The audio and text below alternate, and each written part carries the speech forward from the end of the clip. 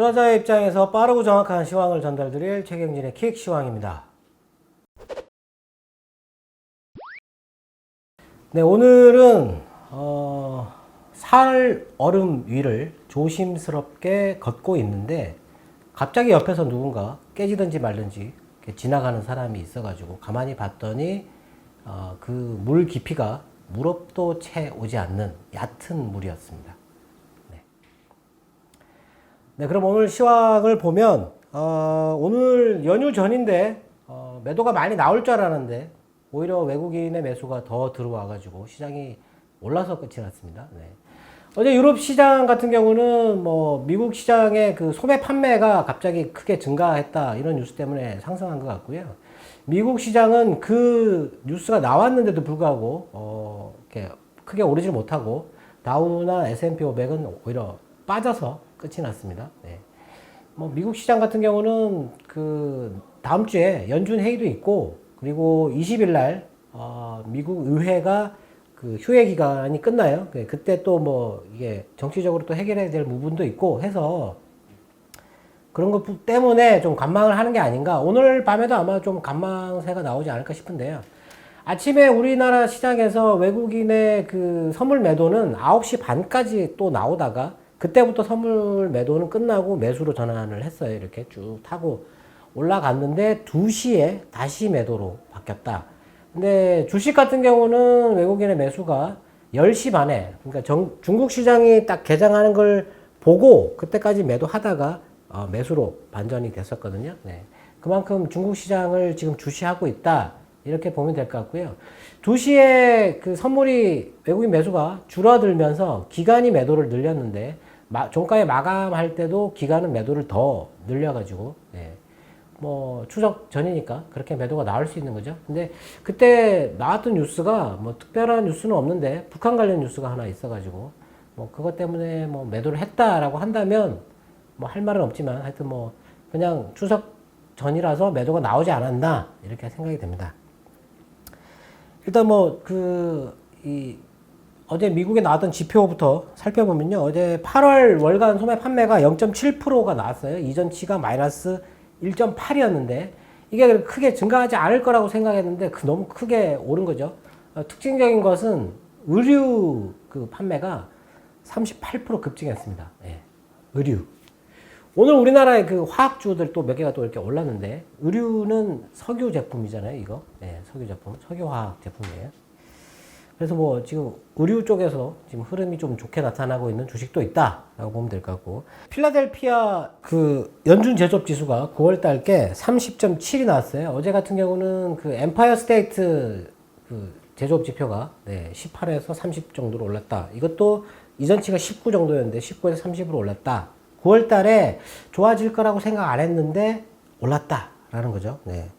그리고 중요한 지표는 7월 기업 재고인데 기업 재고가 0.9에서 0.5로 떨어졌어요. 0.5는 그렇게 높은 수치는 아닌데 한 중간 정도 수준이에요. 근데 요거보다 더 떨어지게 되면 기업이 재고를 늘리기 위해서 상당히 가동을 높인다라고 보시면 되는데 어제 가동률이 좀 증가했다고 말씀을 드렸잖아요. 그래서 이 재고가 떨어지는 거 7월 달에 재고가 떨어졌던 그 이유 때문에 가동률이 높아지고 있는 게 아닌가.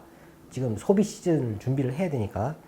뭐 그런 게 있고, 그리고 중국의 8월 외국인 직접 투자가 25.5에서 22.3으로 줄었다라는 거, 이건 뭐 크게 중요하지 않은 것 같고, 그리고 최근에 그 연준 위원 중에서 카플란하고 로젠그린이라고 하는 사람이 주식 투자를 해가지고 그게 지금 논란이 되고 있는데, 뭐 지난번에도 말씀드렸지만 이거 연준이라면 이거 뭐 경제학에 대해서는 거의 정점에 있는 사람들인데 이 사람들이 주식 투자를 하면 수익이 높아야 되잖아요. 네. 근데 보니까 뭐 주식 거의 대부분 다 대형주들 다 가지고 있어요. 뭐 크게 중요하지 않을 것 같은데 뭐 문제를 삼는 거죠. 네. 당연하죠. 이 뭐 지금 연준의 한마디에 주가가 출렁거리니까. 예. 뭐 그런데 뭐 크게 중요한 것 같지는 않습니다. 네. 그리고 중국이 마카오 그 카지노를 규제를 또 하기 시작했는데 이 카지노에 지분을 갖고 있는 미국 카지노 기업들이 있어요. 네. 그런 기업들의 주가가 미국 시장에서 폭락하고 있다. 뭐 이런 얘기가 있었고, 그리고 폭스바겐이 2024년까지 이 전기차 이쪽으로 300억 유로, 우리나라 돈으로 40조가 넘는 돈인데 투자하겠다. 2024년까지. 뭐 3년밖에 안 됩니다. 3년 동안 40조를 투자하겠다라는 거예요. 네. 이 지금 폭스바겐이 거의 95%의 배터리를 지금 중국이나 우리나라나 아니면 미국 쪽에서 조달하고 있는데 자급자족을 하겠다라는 거죠. 네. 이게 뭐 우리나라한테 좋은 뉴스가 아니죠. 네. 그렇긴 한데 하여튼 뭐 이런 뉴스가 있었고 오늘 그것 때문에 뭐 시장이 영향을 받았다기보다는 홍콩 시장을 여전히 주시를 하고 있다. 예. 지금 뉴스로 나온 걸 보면 중국이 개입을 해야 된다라고 얘기를 하고 있는데 기대를 하고는 있긴 한데 아마 뭐 이자를 지급하지는 못할 것이다. 뭐 이런 정도 나오고 있는 것 같아요. 근데 오늘 중국 시장은 반전을 했으니까 홍콩도 반전을 하고 예. 다음 주로 봐야 되지 않을까 싶습니다. 네. 오늘 중국이 이게 하락하다가 반전을 했는데 특히 상해 시장 같은 경우는 2시 오후장 열리면서 갑자기 이렇게 또 1% 넘게 빠졌다가 올라왔어요. 네. 이렇게 쭉 타고 올라왔는데 그거 올라오면서 이제 홍콩 시장도 같이 올라왔거든요. 오늘 헝다 관련된 주식이 이렇게 좀 반전이 있나 싶었더니 헝다 관련된 주식은 오늘 여전히 빠지고 있습니다. 10% 이상. 예, 빠지고 있는데 이게 뭐 기대를 할 수 있을지 뭐 일단 그 헝다그룹의 채권에 지금 현재 관련된 금융기관이 128개인데 로이터에서도 어제 뉴스가 나왔어요. 이것 때문에 나왔는데 그 미국에 있는 그 큰 운용사들 있지 않습니까? 뭐 골드만삭스하고 뭐 이렇게 몇 개가 거기에 또 투자를 해가지고 관련이 있다고 예. 지금 손실이 어느 정도 날지를 지금 계산되고 있다. 뭐 이렇게 얘기하고 있는데 뭐 그렇게 크지는 않을 것 같다. 제한적일 것 같다. 영향은 뭐 그런 식으로 얘기가 나왔었습니다. 뭐 23일까지는 봐야 될 것 같고 그리고 다음 주 초에는 그 연준 회의 해야 되고요. 그리고 1조 달러의 예산안 통과 그거 표결해야 되거든요. 20일 날 개원을 하면 미국 의회가 그거 이슈도 있고. 근데 연준 의회에서 나오는 결정은 크게 중요할 게 없을 것 같아요. 그냥 11월 달 테이퍼링 한다 뭐 이런 정도로 발표할 것 같은데 그거랑 이게 만약에 의회에서 1조 달러 이게 통과되면 주가가 오를 가능성이 있어요. 네. 주가가 오르는 거를 우리가 영향을 못 받을 수도 있고 아니면 뭐 23일 날 뭐 그런 이슈 때문에 뭐 여전히 연준 그 회의는 이틀 뒤에 나오니까 결과가 그때 나오니까 그때까지 뭐 좀 행보할 가능성도 있고 하여튼 그렇습니다. 그리고 오늘 뭐 종목별 이슈를 보면 오늘 같은 경우는 어제 반도체가 갑자기 빠졌잖아요. 네, 왜 빠졌는지 모르겠는데 외국인들이 왜 팔았는지 모르겠는데 오늘은 또 왜 샀는지 모르겠어요. 네. 오늘 반도체 전기전자 이쪽만 샀습니다. 외국인들이 아침부터 사기 시작했는데 외국인은 전기전자를 사고 있고 기관은 운수장비를 샀어요. 네. 운수장비 오늘 현대중공업 그 신규 상장이 있었잖아요. 네. 외국인은 운수장비를 팔고 있는데 기관은 이걸 사고 있고 그리고 외국인이 반도체 전기전자를 사고 있는데 기관은 이걸 팔았습니다. 오늘 기관은 거의 전업종에 팔았어요. 외국인은 제약도 샀는데 기관은 팔았거든요. 네. 이게 하나도 맞는 게 없다. 네. 매매가 이렇게 엇갈리면 안 되는데. 네. 하여튼 뭐 반도체가 오늘 뭐 장비도 올랐고 삼성전자, 하이닉스 다 올랐고요. 뭐 소재도 동진세미캠 같은 경우도 중간에 이렇게 좀 많이 올랐었고 그리고 뭐 PCB 같은 경우 지금 대만의 PCB 쪽에 매출이 많이 늘었다고 했는데 우리나라는 계속 빠졌어요. 또 밀리다가 오늘 반등이 나왔습니다. 네. 대덕전자 이런 것들 반등이 나왔고 그리고 패키징 같은 경우는 하나마이크론 때문에 전체적으로 쇼킹 충격을 좀 받았다가 오늘 뭐 네페스나 뭐 하나마이크론 다 이렇게 반등이 나왔어요. 중간에 뭐 SFA 반도체 같은 경우는 장중에 갑자기 올랐다가 내려오긴 했는데 뭐 그런 것도 있었고 그리고 해성 DS 같은 경우는 지금 증설하는 것 때문에 예, 계속 올라가고 있고 예. 뭐 그런 게 있고 장비 같은 경우는 오늘 SNS텍 그리고 PSK 이런 게 좀 많이 올랐습니다. 8% 이상 이렇게 오른 것 같고 뭐 유진테크, 테스, 월덱스 뭐 이런 것들도 오늘 강세를 보였죠. 네. 근데 어제 하락이 너무 컸기 때문에 물론 오늘 뭐 8% 이상 오른 것들은 뭐 흐름이 괜찮은데 나머지 종목들은 흐름을 되돌리는 그런 정도의 반등이 나오지는 않았다. 네. 그게 좀 아쉬운 부분이고요. 그리고 현대중공업이 상장을 했는데 이것 때문에 오늘 뭐 현대중공업 지주, 한국조선해양, 현대미포조선 이런 것도 오늘 급락을 했잖아요. 네. 많이 팔았는데 이게 시가총액이 10조 정도 되거든요. 근데 현대중공업은 조금 이해가 안 되는 게 이게 이렇게 또 떼서 회사를 떼서 상장할 수 있다는 것 자체가 예. 현대중공업을 이렇게 떼서 또 상장을 시킬 수 있다는 거. 원래 이게 현대중공업이 그 한국조선해양으로 사명을 바꿨었는데 네. 이게 도대체 어떻게 되는지 한번 사업 보고서 나오면 한번 훑어봐야 될 것 같은데 이게 어느 사업 부분이고 매출이 어느 정도인지 물론 이번에 상장하면서 설명서 투자 설명서가 나오긴 했는데 뭐 아직 보지는 않았습니다. 예. 근데 한번 봐봐야 될 것 같다. 관심 업종이 아니라 가지고 제가 안 봤는데. 그리고 오늘 또 큐렉소라고 하는 그 로봇 의료기기를 만드는 회사가 있어요. 이거 척추하고 이 무릎 관절 이 뼈 절단하는 거 이거를 로봇으로 이렇게 하는 건데 이 회사가 미국에다가 판매를 했어요. 지금 이제 FDA 그 승인을 신청할 건데 판매를 했는데 오르는 게 좀 미약했다. 예. 이 회사는 왜 이렇게 호재가 나와도 못 오르는지 참 모르겠습니다. 그리고 오늘 화학주도 뭐 코오롱 인더 같은 경우는 뭐 한 10% 장중에 10% 넘게 올랐었고 국도화학도 올랐고 그리고 코오롱 플라스틱이 장중에 상한가를 갔죠. 네. 한번 오르면 이게 뭐 가격이 얼마인지 뭐 따지지 않고 그냥 계속 올라가는 것 같습니다. 지금 시가총액이 6천억을 넘었습니다. 지금 코오롱 플라스틱 같은 경우는 이 회사가 또 실적이 얼마나 증가하길래 이렇게 단기간에 100% 이상 이렇게 올라가는지. 네.